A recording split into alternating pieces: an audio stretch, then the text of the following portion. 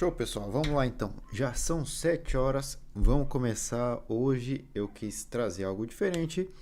Em vez de focar em um único livro, decidi focar em um autor, em algum assunto que a gente possa realmente estudar ele de forma bem profunda para ter um melhor aproveitamento do nosso tempo aprendendo da melhor forma possível. Porque o que acontece? Às vezes os conteúdos entre os livros são complementares, talvez poderiam estar em um único livro, porém o autor, como ele realmente quer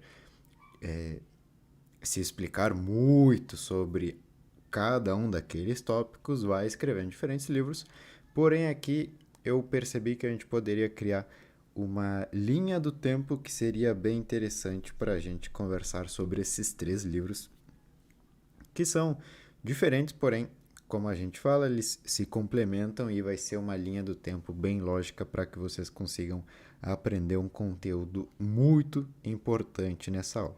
Recomendo que tu faça anotações porque alguns conceitos são tão bacanas que tu acaba se esquecendo dos anteriores, porém todos vão acabar te ajudando de alguma maneira. Então vamos lá. Quais são os livros que a gente vai falar hoje? Isso é marketing. Para ser visto, é preciso aprender a enxergar. Tribos. E hoje, ser pequeno é ser grande. Então vamos lá. Primeiro a gente vai ter no Isso é Marketing uma visão, um livro que eu chamaria mais de comum, mais dos que eu estou acostumado. Depois a gente tem Tribos, onde realmente todo o livro ele fala somente sobre, a gente pode dizer aí que é como criar uma comunidade. E por último a gente vai ter Hoje ser pequeno é ser grande, que como diz aqui embaixo, muitos de vocês estão participando lá do sorteio, mas preste atenção que aqui diz 184 histórias incríveis de negócios, porque realmente esse livro ele é um compilado de várias histórias, onde cada história tem algo a nos ensinar. E nesse resumo, claro que eu destaquei algumas que são bem bacanas e se complementam com Isso é Marketing, com Tribos e alguns detalhes final do Hoje Ser Pequeno é Ser Grande. Então, vamos começar pelo primeiro de todos. Isso é marketing. O que a gente vai aprender nesse livro? Primeira parte do resumo, eu vou te explicar algumas perguntas norteadoras. O que seriam perguntas norteadoras? Bom, Seth Godin nos diz que o pessoal que trabalha com marketing e é muito focado nisso, às vezes acaba se fazendo as perguntas erradas. Então aqui ele nos explica quais são as perguntas que a gente corretamente deveria se fazer e por quê. Passando essa parte, a gente vai entender o mercado. Isso é muito bacana, muito importante. Depois a gente vai conhecer o mercado de...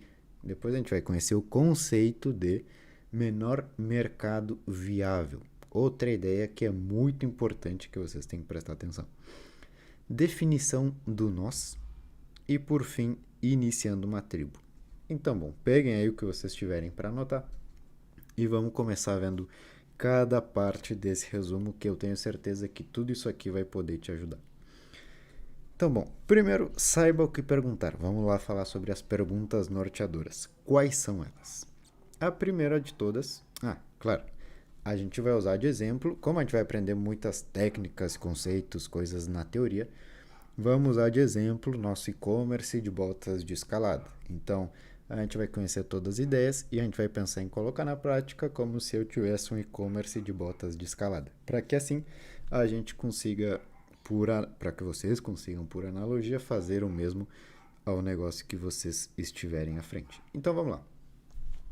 Perguntas norteadoras. O primeiro de tudo que a gente tem que pensar é para quem é isso. A gente vai falar bastante sobre o público-alvo, mas realmente a gente não consegue criar algo bom se a gente não tem bem definido quem é essa pessoa que estará julgando aquilo ali como é bom ou ruim. Até porque muitas coisas que tu gosta eu não gosto e muitas coisas que eu gosto tu não vai gostar. Então sempre o primeiro passo antes de criar qualquer coisa que a gente vá expor e compartilhar ou postar, a gente tem que ter claro e saber e ter consciência quem que a gente quer que goste e ache isso aqui legal. Beleza, primeira pergunta norteadora, entendido. Segunda pergunta norteadora, para que é isso? Ou seja, com qual finalidade? a gente está vendendo aquele produto ou serviço. Então lembrem, a gente tem o e-commerce de bota de escalada. Para quem é isso? Claramente para pessoas que ou querem começar a escalar ou já são escaladores profissionais. Beleza. A segunda pergunta norteadora, para quê? Claramente para escalar a montanha. Então, para isso que a gente está vendendo o que a gente vende. E a terceira pergunta norteadora, muito importante, e aqui vocês têm que tomar todo o tempo que for possível para pensar, é o que isso gera. Tem uma frase muito bacana que é: a pessoa que compra uma broca de 6 centímetros não quer uma broca de 6 centímetros, quer um buraco na parede de 6 centímetros. Que com certeza esse buraco na parede de 6 centímetros é para pendurar um quadro. Então, olha, essa pessoa não precisa, aquela pessoa não queria comprar a broca, aquela pessoa precisava ter o seu quadro na parede, ou seja, sempre pensar no resultado final daquilo que tu vende. Então, o que as nossas botas de escaladas elas acabam gerando nas pessoas? A gente pode pensar que ela vai estar se sentindo segura lá em cima da montanha. A gente pode pensar inúmeras emoções, sentimentos que a gente tem que ter em mente em por que aquela pessoa realmente busca comprar da gente e não de outra marca. Então, isso são perguntas que o 7 diz que tu tem que ter de forma bem clara definidas, para que em cima de todas essas respostas, tudo que tu fizer relacionado a marketing, que é falar sobre o teu produto ou serviço ao mercado, faça sentido. Então, a gente vai falar com pessoas que querem escalar ou já escalam. A gente vai vender os nossos produtos que são realmente para as próximas experiências e aventuras que a pessoa tiver. E a gente está buscando pessoas que querem se sentir seguros nessa explorada que eles vão fazer. Então, beleza. Temos aí as perguntas norteadoras entendidas. Vamos agora ver o mercado. O que significa marketing? É um verbo. Estou entrando ao mercado. Estou me mostrando ao mercado. Com qual finalidade? Sempre com o objetivo de orientar e melhorar ele. Ou seja, quais são alguns erros muito comuns que a gente não pode cometer, que grande parte das pessoas cometem? São esses dois pontos que o autor nos traz. O primeiro deles é presumir que as pessoas sabem, e o segundo é presumir que eles pensam como você. Então, quando a gente vai criar algo, quando a gente vai criar qualquer coisa, a gente não pode criar pensando na gente. Crie para os outros, não para si. Isso é uma grande frase que vai te fazer pensar em muitas coisas, porque sempre tu que está desse lado, do lado dos criadores, tu pensa com a cabeça do criador, tu pensa com a tua cabeça de que tu sabe tudo, tu sabe todas as informações, tu sabe quais são as melhores escolhas. Porém, o público em geral, o mercado que tu vai atingir, eles não sabem de tudo isso. Eles podem não ter nem ideia do que tu está dizendo. Então, é muito importante que na hora que tu for criar algo, tu pense como um consumidor, não como produtor. Porque o produtor, ele sabe de tudo, ele sabe de todos os detalhes, sabe da importância de todos os pequenos passos para a criação daquele material. Porém, a pessoa que está do outro lado, que simplesmente recebe algo e compra, ela não tem nem ideia do que tu está falando. Então, quando eu vou fazer um marketing, eu não posso colocar, por exemplo, vendo botas Black 2.0, porque ninguém sabe o que isso quer dizer. Então, uma vez que eu me fiz as perguntas norteadoras e quero criar uma campanha voltada aos outros, eu tenho que colocar lá sua escalada mais segura. Pronto. Só isso vai fazer com que a pessoa entenda que eu estou vendendo ali algo que vai fazer com que ela esteja mais segura em cima da montanha, e eu vou tentar entender o que é isso. Então, muito importante o conceito. A gente sempre tem que pensar nos outros, a gente sempre tem que pensar com a cabeça de que tu estás criando algo para alguém que pode ser que não tenha nem ideia do que tu estás falando. Quando a gente fala em orientar e melhorar o mercado, a gente está pensando no seguinte: eu como marca, eu como e-commerce de botas de escalada, eu tenho uma visão melhor de como o mercado do esporte pode ser. Então, meu objetivo é deixar claro para as pessoas qual que é a minha visão. Então, vamos supor, eu vejo que o mercado da escalada hoje é muito desconhecido e as pessoas têm poucas informações e acabam subindo em montanhas que talvez não são tão legais assim quanto outras, acabam optando por comprar botas que talvez são mais caras. Enfim, eu vejo que é realmente um mercado com pouca informação e eu, como marca, tenho uma visão melhor do que pode ser feito no mercado. Então aqui estou lá eu explicando, pessoal. Todo mercado não sabe de nada sobre o que eu vendo. Então eu vou me posicionar e vou começar a explicar tudo diferente ao mercado. Então quais são as melhores montanhas, cuidados que tu deve ter ao escalar uma montanha. Vou criar uma teoria chamada finanças para um montanhista. Que seria isso? Bom, todos os gastos que tu vai ter lá, escalar uma montanha, transporte, hospedagem, onde for aquele lugar da tua aventura, explicar de forma clara, porque mais uma vez não estou criando para mim, se eu já sei de tudo, para que eu vou criar para mim? Eu tenho que criar para quem não sabe. Então, tudo isso aqui são formas de entender o mercado, identificar uma melhoria e tu como marca se apresentar e falar: ó, pessoal, existe esse problema aqui no mercado, eu vou tentar resolver ele dessa forma aqui, me acompanhe. Bom, menor mercado viável. Vejam, se vocês são aquelas pessoas que querem que o Brasil inteiro seja seu cliente, esse conceito é muito interessante. O menor mercado viável. O que significa isso? Isso aqui é uma pastilha que é um corante roxo. Ou seja, se tu põe num copo de água, se dilui, o copo de água fica roxo. Se tu põe essa pastilha em uma piscina de 2.000 litros, eu acho que era, a piscina inteira fica roxa. Porém, essa mesma pastilha, se tu põe ela lá no oceano, não acontece absolutamente nada. A cor vai se disseminando pela água e desaparece e tu vê tudo menos roxo. Por que isso é importante de entender? Porque em um mercado geral, podemos dizer assim, ele é realmente gigantesco. Então, o menor mercado viável é uma excelente estratégia para que tu comece a questionar como tu estás posicionado no mercado e qual é o teu principal objetivo. Porque olha só, vamos pegar aqui o país Brasil. Tem 200 milhões de pessoas. Tu não pode querer simplesmente ir ao mercado. A gente tem que descobrir qual é o meu menor mercado que viabiliza o meu negócio. Então, como o Seth Godin diz, descobrir o seu número de clientes ideal.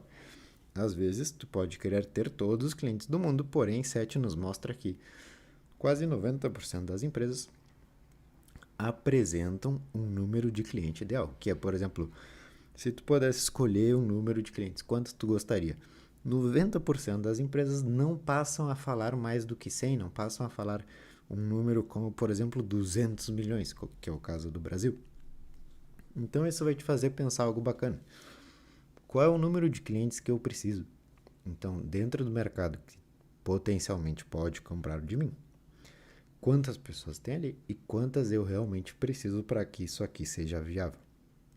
Tendo esse número em mente, vamos supor 50, 60, 40, 30, 20, dependendo do teu ticket.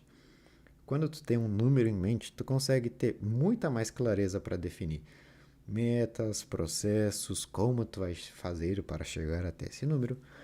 Então, definir um menor mercado viável. Isso vai conseguir mudar aí toda a situação da tua operação para que tu perceba que, opa, talvez eu esteja com a sensação de que eu preciso ter todos os clientes do país, quando na verdade um número X, por exemplo, já tornaria a minha operação totalmente viável e lucrativa. Passando agora para a definição de nós. Quando o Seth Godin diz nós, ele quer dizer o seguinte: imagine exatamente o que nós precisamos. Esse nós, mais uma vez, aquela ideia de não criar para ti, e sim para os outros. Nesse momento, tu tem que sair de ti e se visualizar que tu é um desses outros, ou seja, tu é um dos teus clientes. E tu deve imaginar o seguinte: visualiza certinho quem é o teu cliente. Tu tem lá teu mínimo, teu menor mercado viável.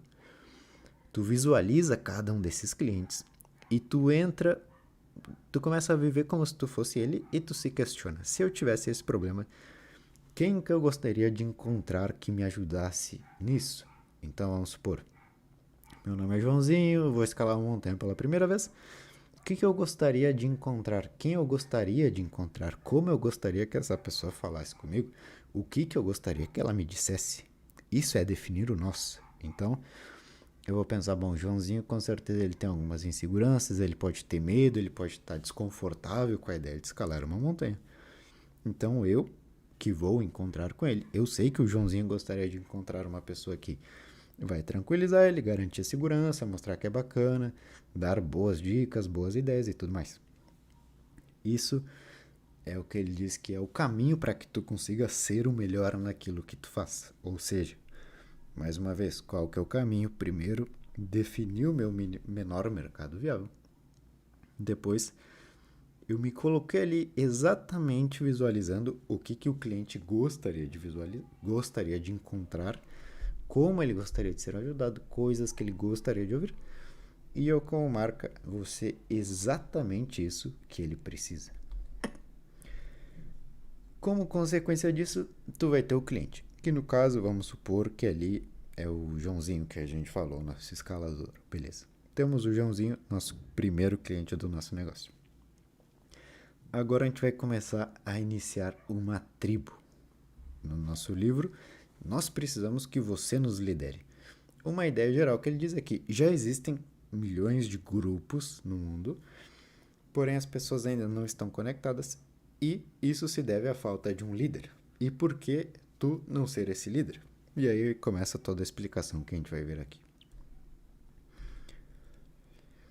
Então, o que é uma tribo, por definição? É um pequeno grupo que tem um líder.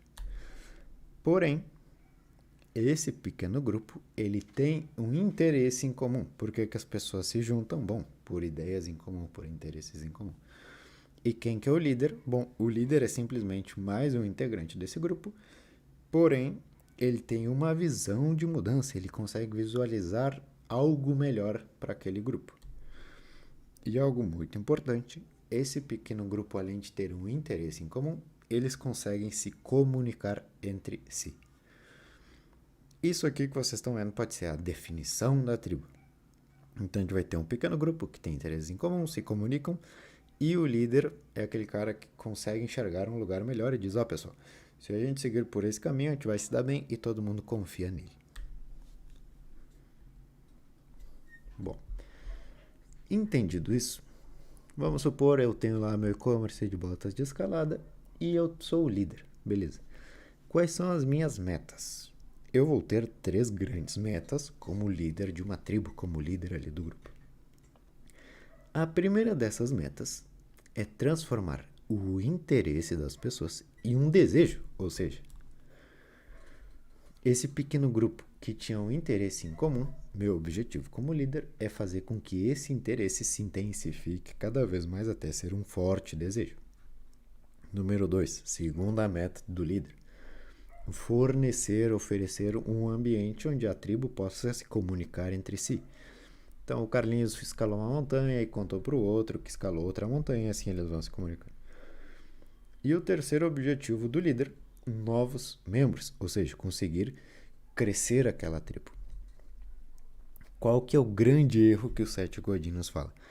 Todo mundo que tem uma tribo, ou uma comunidade, ou tem uma marca onde as pessoas estão engajadas, o líder, ele comete o erro de estar focado somente em trazer novas pessoas. E aí, onde aos poucos, aquela comunidade, aquela tribo que poderia ser gigante, simplesmente desaparece. Então, uma vez que eu começo a formar a minha tribo, quais são minhas principais metas verdadeiras? Bom, são essas duas. Fazendo isso, tu vai realmente unificar, a gente vai ver mais isso agora, unificar a nossa tribo e fazer com que a entrada de novos membros seja simplesmente uma consequência do trabalho que a gente vem fazendo. Então eu, como líder, tenho que estar o dia inteiro pensando em criar mais desejo das pessoas que já estão comigo em escalar montanhas, porque como consequência eles vão precisar dos meus produtos. E o segundo ponto é estar sempre aperfeiçoando a comunicação entre eles. E, claro, garantindo que esteja tudo bem ali, que o pessoal esteja se dando bem, que esteja sendo um ótimo ambiente para todos. Isso vai resultar na unificação, que é oferecer a melhor experiência possível aos que já estão lá. Então vamos supor que eu tenho 70 pessoas na minha tribo. São 70 clientes lá do meu e-commerce que eu criei um ambiente para que todos nós converse sobre suas experiências, tudo mais, enfim. A gente conseguiu criar uma tribo bacana, somos 70 escaladores. E o meu objetivo agora tem que ser oferecer a melhor experiência possível para aqueles que já estão lá. Porque, mais uma vez, qual que seria o meu grande erro como líder? Eu ignorar essas 70 pessoas e estar concentrado somente em aumentar esse número de 70 para 100, para 200, para 300. Porque realmente os 70 que já estão ali vão perceber que não é uma grande vantagem, que eles não estão ganhando muita coisa ali, então eles saem. Então, teu objetivo de 70 passar por 100, dos 70 vão se tornar 40. E aí tu tem que conseguir mais 30 só para voltar ao lugar onde tu estavas antes. Então, tu vai começar a ver que é como se fosse um espiral. Então, quando tu foca na unificação, que é, beleza, tem esse pessoal, quero manter ele o mais engajado possível, quero oferecer para eles a melhor experiência possível e, como consequência, a própria tribo vai começar a trazer novos membros.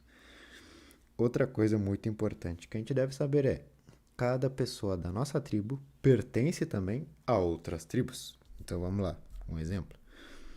O cara lá comprou a bota no meu e-commerce e ele também é um motociclista. Então, olha, ele só não pertence à tribo dos montanhistas, como ele também pertence à tribo do pessoal lá que anda de moto. E depois tem uma outra moça lá que, além de escalar montanhas, ela também é do empreendedorismo sustentável. Então, olha, ela tá lá naquela tribo e o cara da moto tá lá em outra tribo.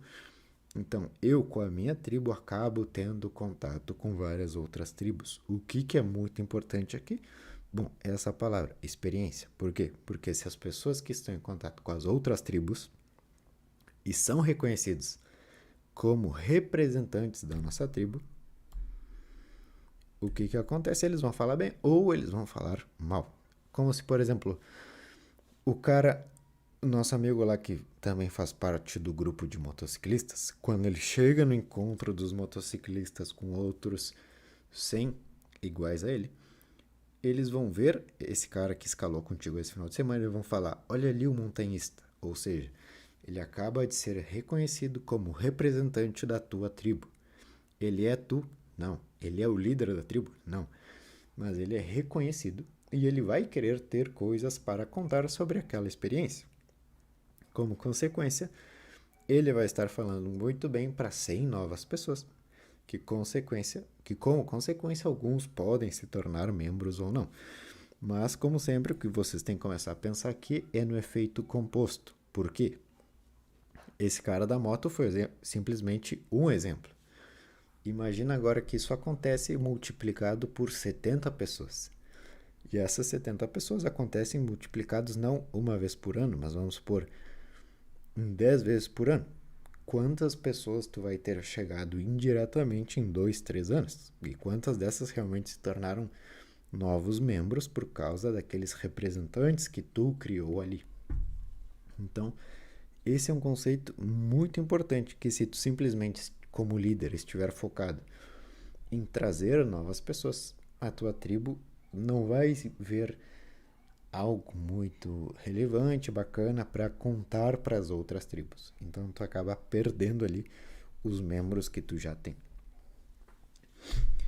A grande questão é como identificar que tu tem uma tribo. Bom, existe algo chamado pertencimento. E esse pertencimento também é o resultado da geração de desejo que tu teve. Então, no início a pessoa entrou ali no teu grupo com interesse em escalar mais montanhas, beleza?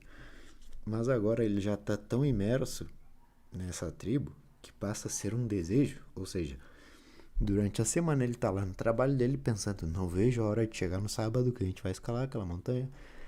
E não vejo a hora de que vai chegar nova bota lá no e-commerce e eu vou garantir aquela bota. Então, tudo isso é uma sensação de desejo, de pertencimento da tribo, que claramente acaba ali beneficiando a marca que criou todo aquele movimento. O que a gente tem que saber então aqui, o que a gente tem que ter claro aqui na questão das tribos? Que bom, uma vez que tu consegue um pequeno grupo com interesse em comum, tu investe teu tempo ali para que esse interesse seja transformado em um desejo. E sempre prezando a melhor experiência das pessoas que estão ali, para que isso possa, como consequência, trazer novos membros. Ao invés de que tu, como líder, esteja toda hora obcecado em trazer novas pessoas, porque quem está dentro não vai ver muita graça naquilo ali. Bom, vamos ver agora alguns benefícios de ser pequeno. Seth Godin nos diz o seguinte: primeiro que, antigamente, existia uma barreira. Eu acho que eu vou falar da barreira, mas vamos falar de novo. Antigamente existia uma barreira para atingir a grande massa, que era a barreira do orçamento. Então, se tu queria ter, por exemplo, um cartaz na rua muito grande, seria muito caro, tu não conseguiria atingir as grandes massas. Porém, hoje, como é tudo gratuito, a gente sabe que é possível não ter um cartaz na rua, mas conseguir acesso a todas as marcas, a todas as massas, como por exemplo redes sociais, internet, vídeos, tudo mais. Então, bom, o que Seth Godin nos diz que a gente precisa aqui para uma pequena empresa acabar se tornando grande?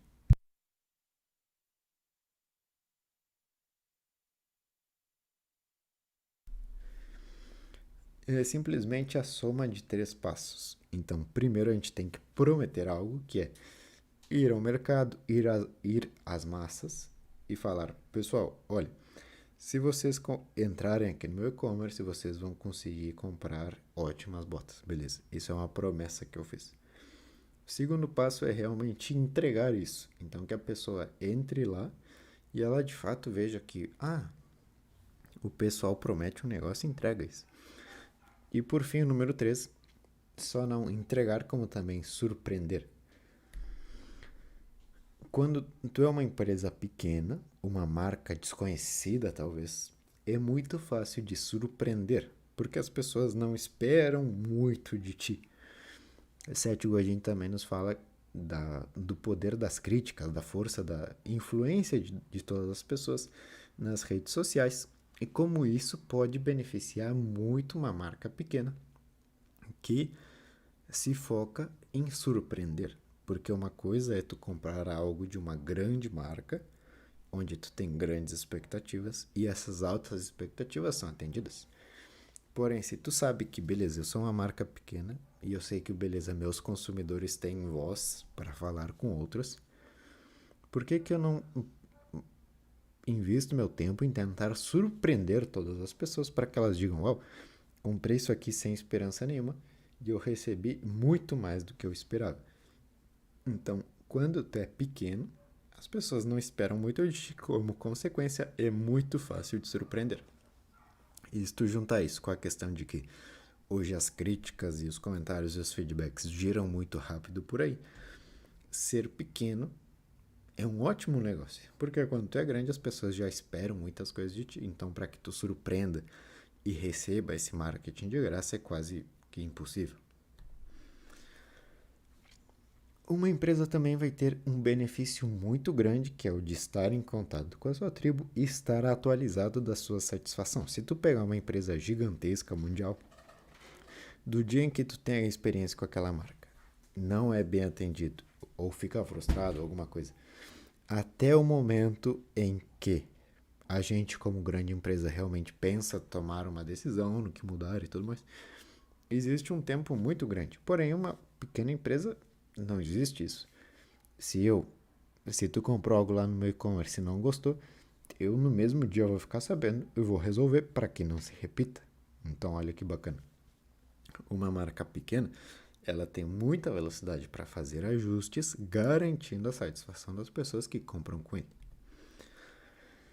O pequeno também tem respostas rápidas para todas aquelas suas novas ideias e ele exige um menor tempo para planejar as suas execuções. Isso quer dizer que, sabemos, uma grande empresa vai tentar fazer qualquer coisa, eles precisam passar por várias etapas, várias pessoas, e desde que alguém tem aquela ideia até o dia em que eles colocam a ideia em prática e até o dia em que eles têm a resposta de que aquilo ali deu certo ou não, é um tempo muito grande. Uma empresa pequena, uma marca pequena, se eu tenho uma ideia hoje, eu posso implementar ela amanhã e depois de amanhã eu já sei a resposta e tomo decisões em cima de tudo isso que eu criei, fiz e obtive feedbacks para saber se é válido continuar fazendo aquilo ali ou não. Então vejam, mais uma vantagem muito bacana das pequenas empresas que as grandes não têm.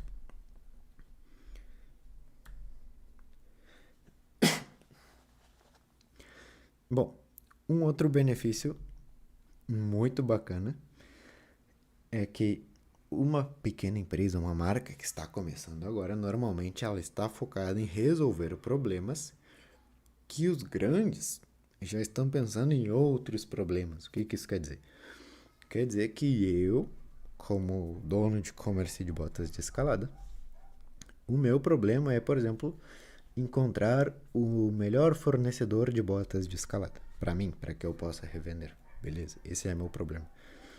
Aí tu vai na maior marca do mundo de botas, que são as de esportes de inverno lá, e tu vai ver quais problemas eles estão tentando solucionar.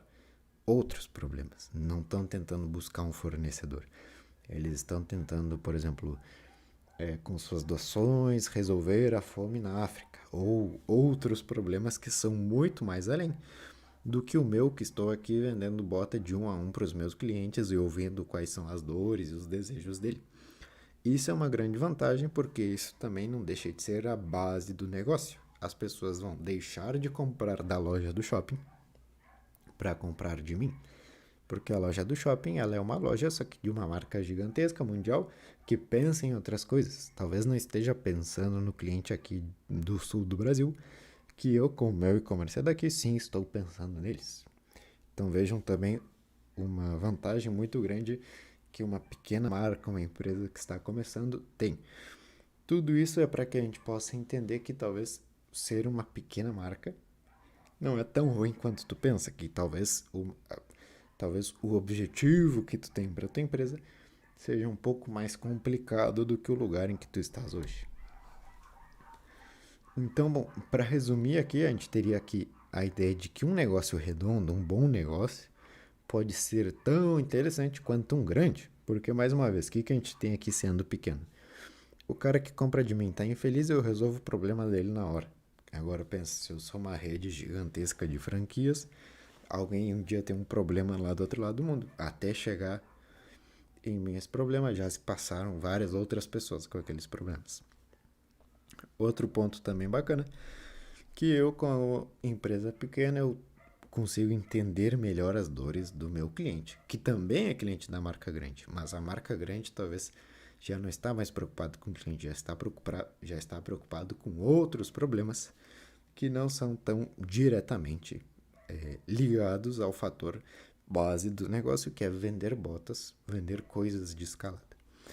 Então é realmente um livro que vai nos mostrar que a gente tem muitos benefícios, que se tu for um pouquinho mais inteligente, tu vai conseguir prestar atenção e fazer com que o teu pequeno negócio, tua pequena marca, comece a crescer cada vez mais. Então, bom, pessoal, qual que é a avaliação final aqui de todo o livro? Eu coloquei eles exatamente nessa ordem.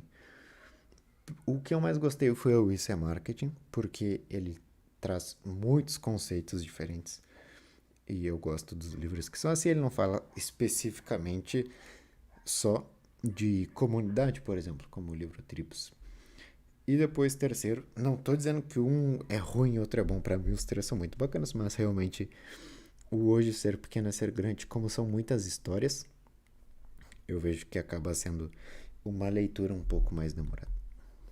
Então, bom, se vocês tiverem interesse em participar lá do nosso programa de leitura, aqui no link da descrição vocês vão conseguir conhecer melhor. Vocês vão entrar para a nossa comunidade de leitores eficazes. Lá vocês têm um código de 25% de desconto também, que é 7,25, no site da editora Alta Books, que o link também está aqui na descrição, vocês têm 7,25. Então, entrem no site, escolham o livro que vocês quiserem, 7,25, vocês vão ter 25% de desconto.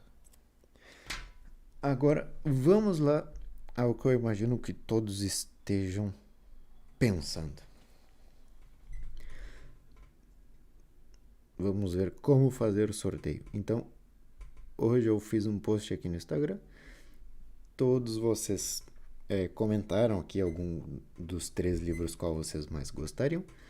Então, vamos clicar aqui e ver quem foi que ganhou um desses exemplares.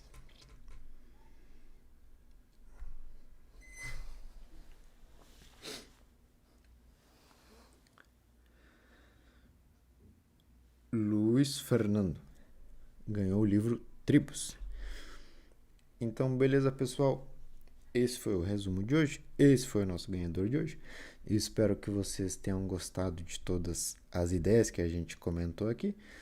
Claro, se vocês quiserem começar a ler muito mais, tá aí o nosso programa de leitura. Lá eu vou te ensinar todo o nosso passo a passo de como conseguir tirar o melhor dos livros em muito pouco tempo. A gente vai ter aulas de níveis de concentração. Eu explico aqui o The Matthew Effect, que é muito bacana. Análise de capas, como fazer anotações estratégicas, como aumentar o prazo da memória. Então, se tu é uma pessoa que lê boas ideias, mas se esquece, essa aula vai te ajudar bacana. Aula para melhor compreensão das ideias também. Como identificar os conceitos chaves e separar eles dos conceitos, e separar eles dos contextos, o que te faz ganhar muito tempo e foco aí durante a leitura. É realmente o passo a passo de tudo que eu faço na prática para conseguir ler e resumir um livro por semana. O link do programa de leitura está aí na descrição também, 7,25, vocês vão ganhar 25% de desconto. E no site da Alta Books, comprando o livro que vocês quiserem, escrevam lá um código promocional 7,25 também. Aqui 7 é de 7 Godin, 25 porque é 25% de desconto. E beleza, pessoal? Espero que vocês tenham gostado. Se tiverem alguma dúvida, podem mandar aí no chat. E nos vemos em uma próxima. Valeu!